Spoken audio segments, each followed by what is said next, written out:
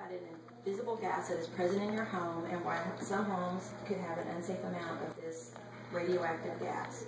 First, I'm going to tell you a story about Stanley.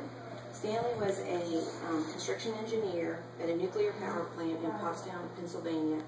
And in 1984, they were constructing this nuclear power plant. And the power plant had set up the monitor system to, how do I want to say that, just to make sure that the workers didn't accidentally receive an unsafe amount of dose of radiation at work. So one day when Stanley was going to work, not leaving work, but going into work, he set off the alarms.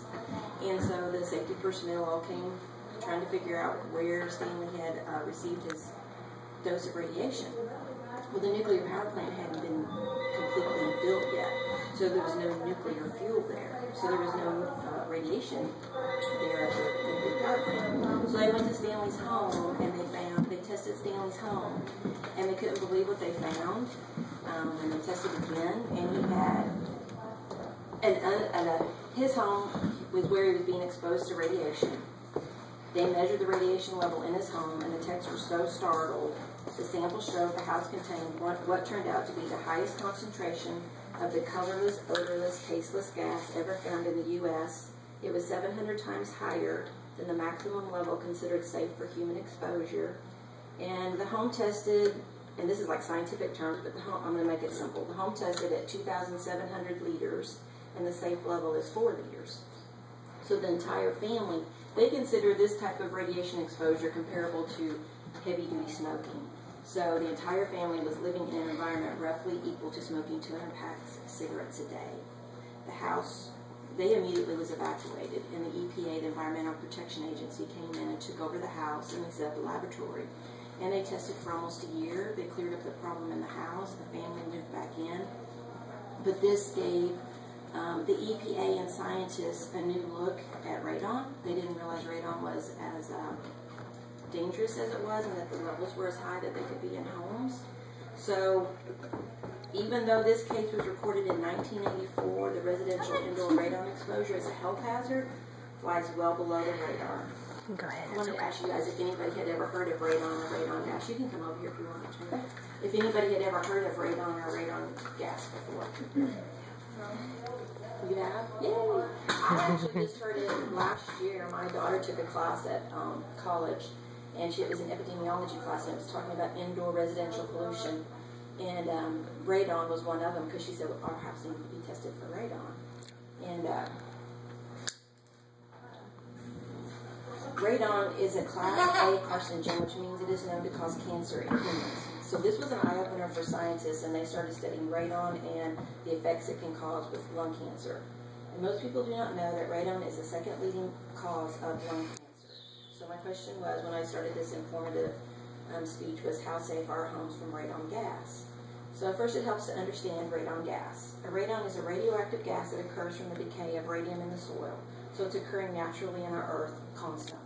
According to the Michigan Department of Natural Resources, about 2.5 billion, and again this is a scientific term, curies enters the atmosphere each year, but is so diluted that it is generally harmless.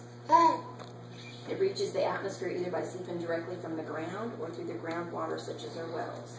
Radon has no, it's kind of silent. It has no color, odor, so you can't detect it by sight or smell, and it has no taste. Radon is the heaviest gas and is 9 times heavier than air.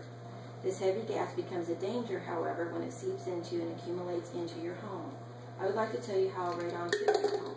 In most cases, the gas enters the home through cracks in the foundations, walls, and floors. It accumulates in the lower levels of homes, so typically if you have a basement, that's where the higher concentration is going to be. Radon also can enter your home through your water supply if your home water source uses groundwater such as well water. The amount of radon that escapes from soil into the home depends on the soil porosity, soil moisture, and the weather. So basically, every home is going to have a certain amount of radon, but there is a safe level, and then there's an unsafe level. So I printed these maps off the internet, and they're color-coded. This one was the easiest one to see. This one's broke up in counties, but the yellow and the blue are like areas in the United States that's a real low radon level. And the one in the orange is a moderate level, which I was going to say is Missouri, because I think it is, moderate level. And the one in the pink and this red is where there are high concentrations of radon. And we're in Pottstown, Pennsylvania, where Stanley and the nuclear power plant was up in here. There's a extremely high level right up in through there. And the radon, compared to other radiation sources that we receive in our lifetime, radon is over half compared to other natural radiation, like your medical procedures, your nuclear testing, your other man-made radiation. So it's very prevalent. And there's not a lot of talk about it. You don't hear about it on the news. I mean, my father died of lung cancer. My sister's a lung cancer survivor. My coworker is off right now due to lung cancer, and I have a friend today that's having surgery because he has lung cancer. His lung is being removed and part of his ribs, so he is done. And how radon affects your lungs is when radon gas is inhaled into your lungs. This gas emits particles full of energy called alpha particles, and these alpha particles can strike the sensitive linings of the lungs, and when this happens, the cells in your DNA in your lungs are damaged, and this causes increasing risk of developing lung cancer.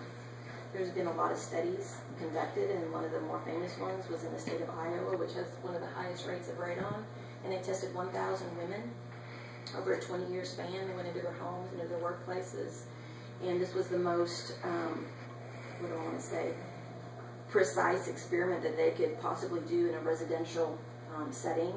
And they did find, their studies did conclude that women were more susceptible to lung cancer when exposed to radon. And most of these women had at least 60% higher of a level of radon in their basement, in their homes, than what is a safe level. And I was going to share some facts with you guys about radon. More than 6 million homes have radon greater than the EPA safe level or an elevated amount of radon. This translates into 1 in 15 homes has an unsafe amount of radon. In an average basement, 38 million radon gas atoms will undergo radioactivity decay every hour. According to the Surgeon General, radon is the second leading cause of cancer after smoking and the leading cause of lung cancer in non-smokers.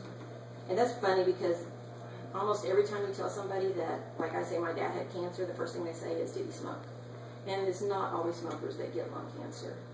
Radon and smoking has a synergistic effect, which means together they double the exposure to cancer or causing cancer. Living in a radon gas-filled home, there's some more statistics, living in a radon gas-filled home with elevated levels over 12 years is like smoking 10 packs of cigarettes per day.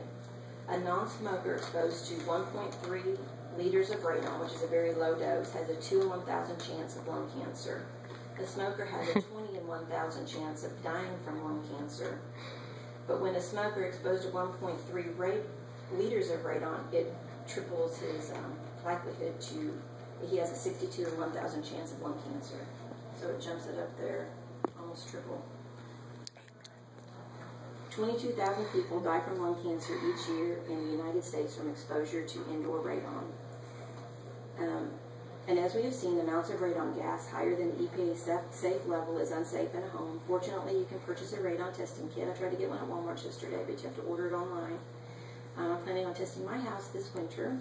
I live in a partial underground home where radon is more likely to be present.